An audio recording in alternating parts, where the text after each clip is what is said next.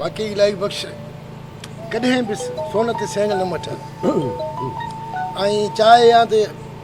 हींअर अलाए छा हुजे हा पैसे जे लिहाज़ खां उहो अलाए छा हुजे हा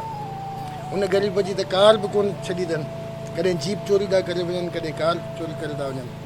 हाणे गुज़ारिश कंदुमि हमसफ़र गाॾी साहिब खे त हू इलाही बख़्शी ज़िंदगी ते ॿ टे लफ़्ज़ करे खरकणा लाहे सुख न सुता कॾहिं खावड़ियुनि खे आसरो आहे पंध जो सभ खां पहिरीं त मां प्यारे इलाही बख़्श बिकक साहब खे जनम ॾींहं जूं वाधायूं ॾियां थो ऐं उन खां अलावा असांजा दोस्त मोहम्मद ख़ान शेख ऐं नूरदीन जमाली साहब उन्हनि खे बि शाबाश हुजे जो उन्हनि हिकिड़े खाहोड़ी किरदारु सिंध जे हिकिड़े हक़ीक़ी खाहोड़ी किरदार जो जनम ॾींहुं मल्हाइण लाइ उन्हनि सां ही मुख़्तसिरी सही पर पुरवकार तक़रीब जो बंदोबस्तु कयो आहे। सची ॻाल्हि इहा आहे त साईं इलाही बख़्श बिकक साहब जो नालो त असां तॾहिं खां ॿुधंदा अचूं जॾहिं असां बि हिन क़ौमी सफ़र में शामिलु रहियासीं नंढे हूंदे खां ई हाई स्कूल वारे ज़माने खां ई पर कराची में बि लॻभॻि मूंखे 30 साल थी चुका आहिनि ऐं कराची में शुरू वारनि ॾींहंनि में मुमकिनात मुलाक़ातूं न थियूं हुजनि पर जॾहिं असांखे वक़्त में जेको सो मुलाक़ातुनि जो सिलसिलो बि शुरू थियो पर मूं इलाही बख़्श खे बिना कंहिं वधा जे हिकिड़ी ॻाल्हि चवां त सदाईं ईअं ॾिठो आहे सदाईं पंध में सदाईं जुहद मुसलसिल ही माण्हू हर जाइ ते हर हंधि ते इहो ईअं जीअं चाचो हफ़ीज़ कुरैशी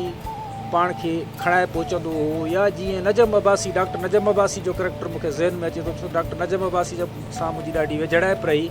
त डॉक्टर साहब सां आख़िरी ॾींहंनि में जॾहिं मां मिलियुसि त हू नसीम नगर मां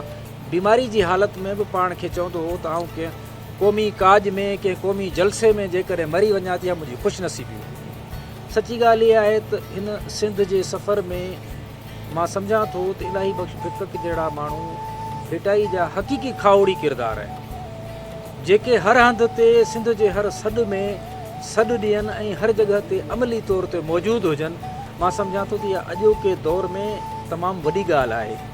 ऐं इलाही बख़्श बिकक लाइ इहा ॻाल्हि चवण में बि को वधाउ कोन्हे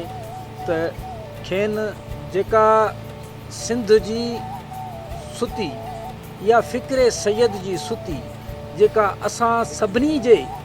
रत में रुड़े थी उहा जीअं ॼाई ॼम खां पई आहे त उहा अञा ताईं बरक़रार आहे उहो मां सम्झां थो त इहा संदन ख़ुशनसीबी हूंदी त मरण घड़ी ताईं बि सिंध जी वास सां मिटी में वेंदा।